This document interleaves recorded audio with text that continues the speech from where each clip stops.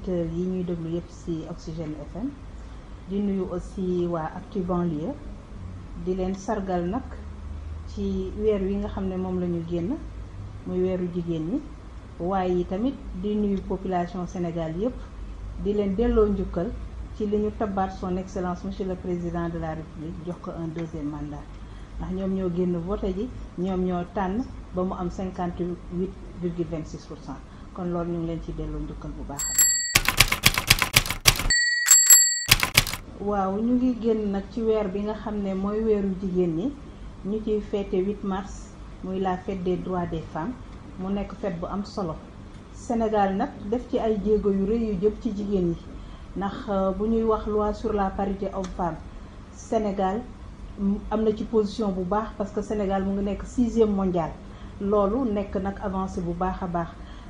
li nga xam ne moo jëm aussi ci xeex violence faite aux femmes Sénégal mu ngi ciy def ay jéego yu am solo li nga xam ne mu ngi jëm ci xeex mutilation yi Sénégal lañ ciy def yu am solo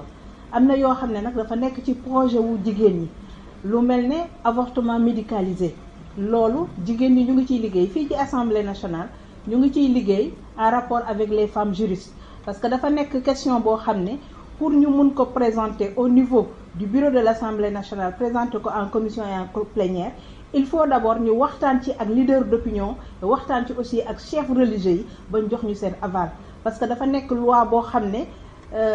am na solo mais tamit am na ay gàkk-gàkk yu ci nekk donc buñ ci waxtaanee nag ba am consensus su boobaa lañ koy mën a présenter au niveau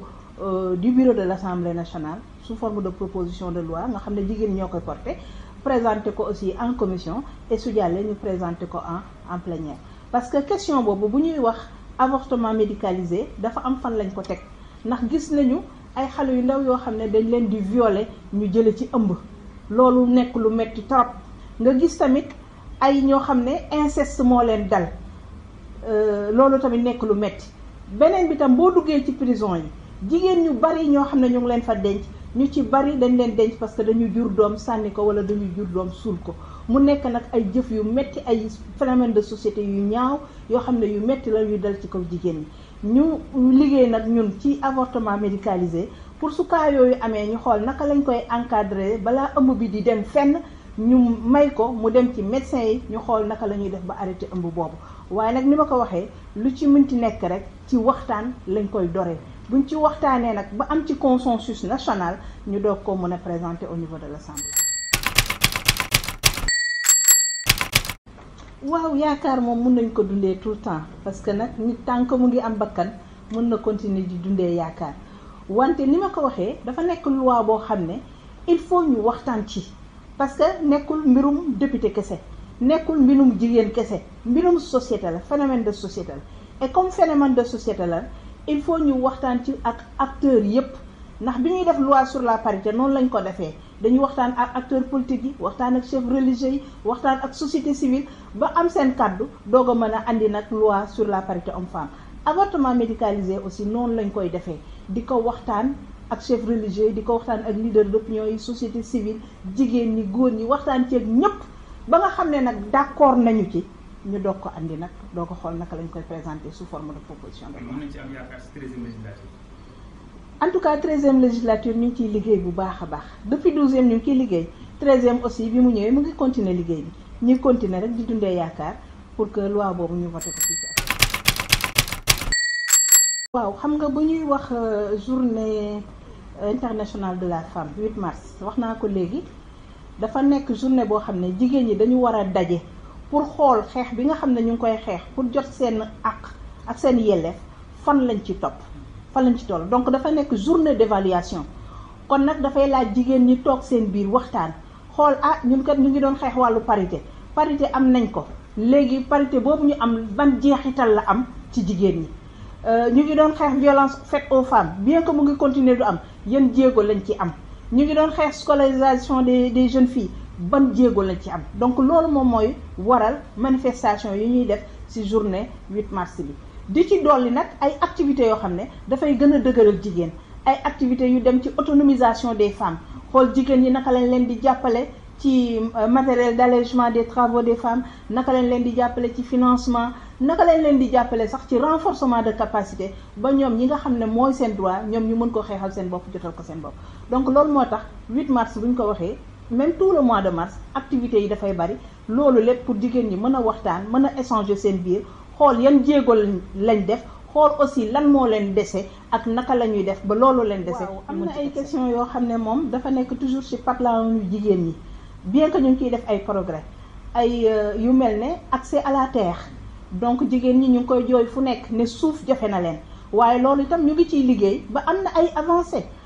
avancées parce que bu fekkee ne jigéen bëgg na suuf da ngay dem bind, boo bindee dinañ la accorder, mais jigéen ñi nag dañ dul xam souvent fan la ñuy mën a jaar ba am suuf boobu. Bu ko defee ñun tamit dañuy waxtaan ak ñoom teg leen ci yoon bi ba suñu defee seen demande boobu mën a am satisfaction. Beneen bi dem ci accès aux semences, boobu tam jigéen ñi ni mu ko doon jooy ndax semence yi ak matériel agricole bi ñu ko doon jox dañ ko doon jox rek chef de famille. Léegi nag def nañ ci ay jéego ba jigéen ñi bu ñuy def distribution des semences danañ leen jox wàll boo xam ne ñoom ñoo ko moom. Bu ñuy def distribution matériel agricole aussi am na loo xam ne moom la ñu jagaleel jigéen ñi. Loolu ñu ngi ko am bi nga xamee ne son excellence monsieur le président de la république nekk na président wu Sénégal jàppale ñu ci xeex boobu ba jigéen ñi am ay points de satisfaction ci loolu. Bien que nag des na mais liggéey bi day continuer, combat bi day continuer. waaw loolu ñoom yàgg nañ koo wax ba loolu moo tax sax 13e législature bi mu ñëwee li nga xam ne moom la ñu tuddee collectif des femmes parlementaires ak initiative bi nga xam ne jigéen ñi nekk député nekk ci Benno Bokk Yaakaar ñoo ko jëloon, defoon nañ ay caravanes yoo xam ne dañ doon wàcc ci biir banlieue bi, dañ doon wàcc ci population yi. Caravane boobu li ko taxoon a jug mooy dañ doon dem ci population bi expliquer leen loi yi nga xam ne voté nañu ko, mais surtout loi yi ñuy voté te mu am jeexital ci jigéen ñi. Jëlaale aussi ñoom seeni préoccupation pour que bu ñu ñëwaatee assemblée mën ko porter. Te yaakaar naa ne session budgétaire bii passé porté nañ ci préoccupation yu bari yoo xam ne jóge woon na ci banlieue bi. Donc loolu xëy na nag am na ab dig bu fi nekk boo xam ne dañ ko arrêté woon, mais incha allah rabbi dinañ jëlaat caravane bi te bu ñu jëlaatee caravane bi dinañu dem ci askan bi rendre leen compte ci li nga xam ne liggéey nañ ko, waaye aussi jëlaale seen ay préoccupations ndax ñun ñoom rek lañ fi nekk. waaw collectif des femmes parlementaires dañu gis ne jigéen ñi car macha allah léegi bari nañ ci assemblée nationale ndax loi sur la parité moo ko andi. Bi ñu ñëwee 12e législature ñu ngi nekkoon 64 femmes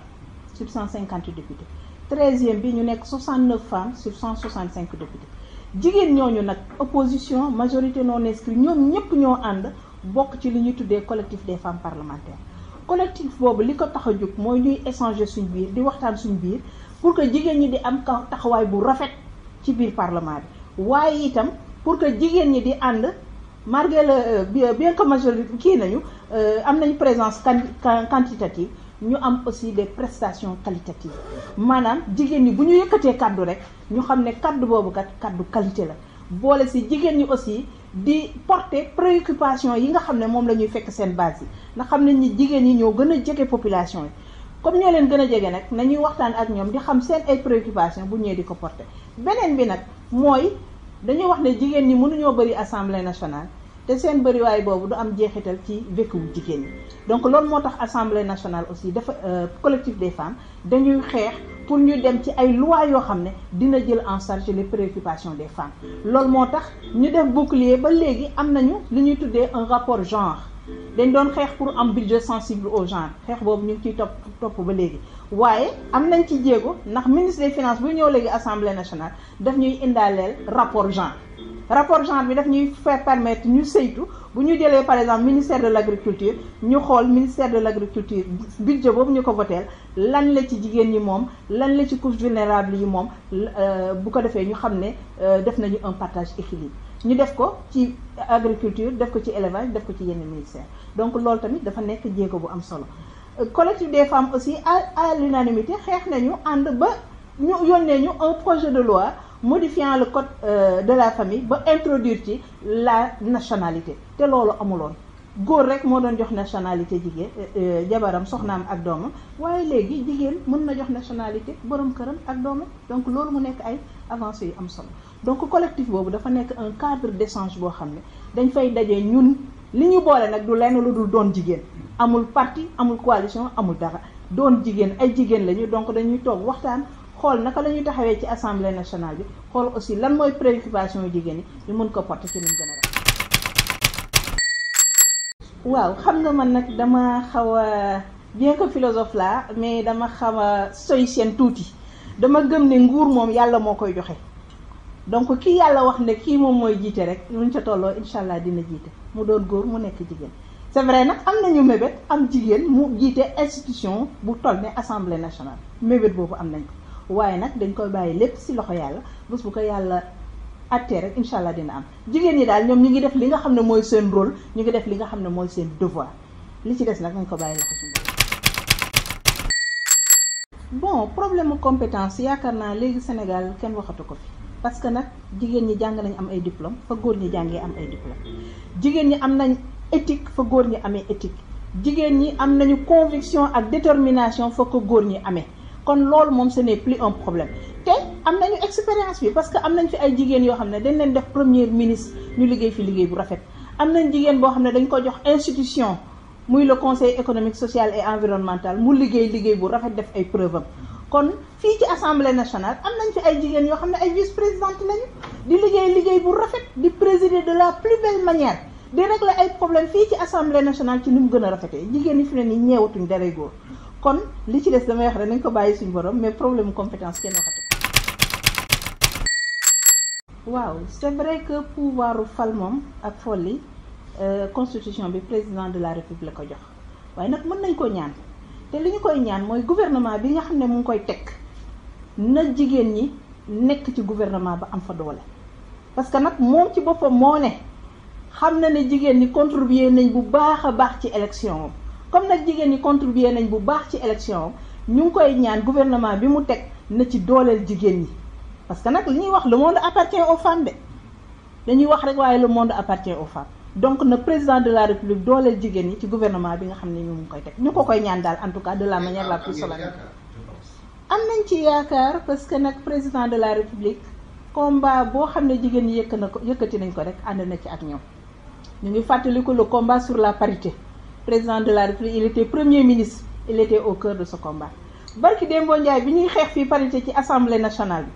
bi ba dindi benn vice président bu góor andi benn vice président bu jigéen keroog ba mu ñu gisee daf ñoo félicité donc loolu dafay won ne nous avons un président de la république sensible au genre te dañu fi lancé benn campagne he for she maanaam jigéen góor jàppale jigéen campagne he for she boobu président de la république daf ko signé engagé wu ci le 8 mars 2018 bee passé loolu nag ba tey ñu ngi continuer donc di am yaakaar ne noonu mu engagé woon pour le he for she na ci continuer ba mu feeñ ci gouvernement bi. waaw xam nga yëf bi du nombre xam nga mën nañ teg gouvernement nga am ci ñaari ministre yu jigéen waaye ñaari ministre yu jigéen yooyu yore responsabilité boo xam ne dina am solo te dina am impact ci jeexitalu population bi donc yëf bi ce n'est pas un nombre. yës bi mooy nañu jox jigéen ñi ay responsabilité yoo xam ne dinañ xam ne ñii kat jox nañ leen responsabilité bu mag boo xam ne jox nañ leen gëdd bu mag boo xam ne dinañ mën a liggéey bu rafet ci Sénégal dinañ mën a liggéey bu am impact ci population. waaw 13e législature ak 12e législature yàlla def na ñaar yëpp bokk naa ci bi ñu fi nekkee 12e législature dafa amoon ñu nekk ca wàll wa di xas naan législature bi dafa médiocre député yi ñu jël en charge préoccupation population yeeg yooyu ñu andi 13e législature waaye bi ñu andee 13e législature li ñu gis mooy nekk nañ ci législature boo xam ne bu doy waar la bu difficile xam nga lu ko waral dañu fi nekk am une majorité mun naa wax sax une majorité écrasante ñu am nag beneen wàll boo xam ne bien qu'il soit minoritaire au lieu ñu ñëw pour prendre en charge les préoccupations des populations dañu ñëw uniquement pour politique te nag boo nekkee député yow mënoo nekk wàll bee ñuy xas beneen wàll te doo répliquer loolu mooy andi coow yi nga xam ne polémique yi nga xam ne mooy am ci biir assemblée nationale mais n'empêche li ñu gis fii mooy les députés de la majorité ak certains de l'opposition et des non-inscrits ont bel et bien pris en charge les préoccupations des populations parce que budget bu ñëwee député bi dana wax la xaw ca goxam dana wax la mu namm ca goxam la population ba bëgg ca goxam dana ko wax xanaa nag fi nga xam ne foofu lañu la problème bi nekkee mooy dañ fi gis ay député yoo xam ne dañuy boycotter budget bi bu ñu waxee ba dara desul lu dul voter ñu boycotter lam seeni bagage la pour rek politique te loolu dafa war a jeex. bu ñu àndee budget moom politique bi dañ ko war a teg fële te saytu budget bi xool ndax budget bi moom la population bi bëgg ak ndax budget bi li population yi bëgg ci école bëgg ko ci hôpitaux bëgg ko ci wàllu agriculture bëgg ko ci wàllu élevage ak yépp ndax budget bi jël na ko en charge su ko budget bi jëlee en charge ñu voté ko pour le bonheur des populations parce que xam nañ ne bu ñu voté wulee budget bi dara mënu fay dox kon nag boycotté budget moom boycotté vote budget dañ ko war a teg ci suuf nit mën naa wax la ko metti nit mën naa wax la mu bëgg ñu rectifier ko waaye nag budget moom bu jotee rek voteel parce que population bi ñoo moom budget. waaw ñun bi nga xamee ne jigéen ñi bari nañ ci assemblée nationale ñu teg collectif des femmes parlementaires li ñu njëkk a def mooy renforcement de capacité xool jigéen ñi former leen ci li nga xam ne mooy procédure budgétaire former leen ci procédure législative bu ko defee ñoom ñu xam naka la ñuy saytoo budget yan élément moo nekk ci biir budget ak naka la ñuy liiree budget loolu def nañ ci ay renforcement de capacité ci jigéen ñi bien que nag doyul parce que renforcement de capacité du doy jàng du doy jàng moom da ngay jàng rek ba bés ba ñu lay denc dañ lay delloo suñu borom donc loolu moom jigéen ñi préparé nañ leen ci bu baax a baax ba su budget bi ñëwee ñoom dinañ ko mën a lire te itam dinañ xam yan mooy éléments yi nekk ci budget bi dinañ xam aussi lan mooy seen préoccupation wu gox pour ñu mën ko jël en charge ci biir budget bi waaye nag am na loo xam ne assemblée nationale itam war na ci taxaw muy assistant parlementaire parce que ministre bi buy ñëw day ànd ak ay conseillers question boo posé ministre bi benn conseiller bindal ko réponse ba mu xool xam ne lii mooy réponse bi mu tontu ko bu fekkee ne budget bi nag bu fekkee ne député bi nag la député il travaille tout seul moom kese mooy jàkkaarloog ministre de l'agriculture ministre de l'élevage ministre de la santé ministre de l'éducation lépp moom moo ci war a tontu lépp moom moo ci war a wut ay éléments d'interrogation kon assemblée li ñu war a liggéey mooy dans le dispositif de l'Assemblée nationale ñu def fi ay assistants parlementaires et donc c'est l'occasion pour moi de plaider pour la hausse du budget de l'Assemblée nationale pour que ñu mën a recruter dans le dispositif de l'Assemblée des assistants parlementaires yoo xam ne ñoo fiy nekk di accompagner député yi question boo xam ne député bi war na ko jël en charge ñu encadrer ko ba député bi di mën ko jël ci gën nu mu gën a rafet. waaw xam nga 4 avril moom nag dafa nekk fête nationale te comme fête nationale la defe naa ne dinañ ko fêter ci gox yu bari nekkul Dakar rek lañ koy fêter boo demee Kaolack géem a dëkk dañuy def défilé. bu ko defee nag waa Kaolack yi dinañ fa teew dina am ay député yu fa teew maire ba dina fa teew gouverneur dina fa teew préfet ak ñeneen ak ñeneen donc loolu moo tax comme nag man sama 4 avril fii laa koy passé au niveau national bu jour ba damay dem rek passé fête ak défilé bi ba nu mu gën a rafetee après ma dellu sama kër ci ngoon gi nag ma continuer dem Kaolack continuer fête bi avec bon c'est vrai que ce sera le premier message à la nation de son excellence monsieur le président de la république si biir campagne bi wax nañu bari li nga xam ne moom la yéene def ci biir Sénégal ñu déglu ko mu nekk 5 initiatives nekk 3 programmes nekk aussi ay yeneen mébét yoo xam ne yu am solo la déglu nañ ko ci campagne bi bu baax bëggoon nañ aussi message à la nation mu revenir ci initiative yooyu parce que dafa nekk initiative yu am solo benn initiative bi jëm ci jeunes yi PSE jeunes am na solo na ko président de la République évoqué dans son discours à la nation PSE économie solidaire am na solo na ko président de la République détaillé ci message à la nation bi boole ci nag ñu ngi koy ñaan aussi perspective femmes yi jigéen ñi seeni perspective président de la République na décliner quelle perspective pour les femmes sénégalaises nañu wax lan la mébét pour les femmes sénégalaises lu leer nañ au-delà de cette ambition de PSE microfinance et économie solidaire nañu wax aussi ban mébét la am ci jigéen ñi mu leer nañ waaw loolu tam ñu ngi koy ñaan na libérer ñu bari parce que nag erreur moom du weesu ndax dañuy wax ñun philosophe yi dañuy wax ne en tout cas man philosophe bi ma gëm dafay wax ni nit bonul amul benn nit bu bon mais circonstance moo yóbbu nit ba mu def naka su dul noonu donc ki nga xam ne nag def na lu mu warta def ñu jël ko dugal ko prison xëy na prison boobu dina ko yedd, xëy na prison boobu dina ko yar, su ko defee yow boo ko mayee liberté may ko grâce bu ëllëgee dootul defaat lu mel noonu. Donc dañuy ñaan président de la république mu yaatal ko ci nu mu gën a yaatoo rek, mu baal ñoo xam ne ñu ngi nekk prison, jigéen ñi surtout ñu ngi koy ñaan mu bàyyi xel jigéen ñi, bàyyi xel jeunes yi, bàyyi xel aussi ñi nga xam ne dañu nekk ay leaders yu ñu tëj en prison, da leen président may grâce bu ko defee ñoom itam la ñu defoon bu ñu ko defaat ñu dellu ci seen. Sama kàddu gu mujj di leen sant bu baax, di leen gërëm, di leen féliciter ci liggéey bu rafet bi, di sant yàlla suñu borom bu baax a baax mi nga xam ne moo ñu may wër may ñu fekkee ba tey ñu mën a enregistrer émission di nag ñaanal son excellence monsieur le président de la république mandat bi nga xam ne fal nañ ko pour 5 ans mu nekk mandat jàmm ak salaam, Sénégal dem ci émergence yu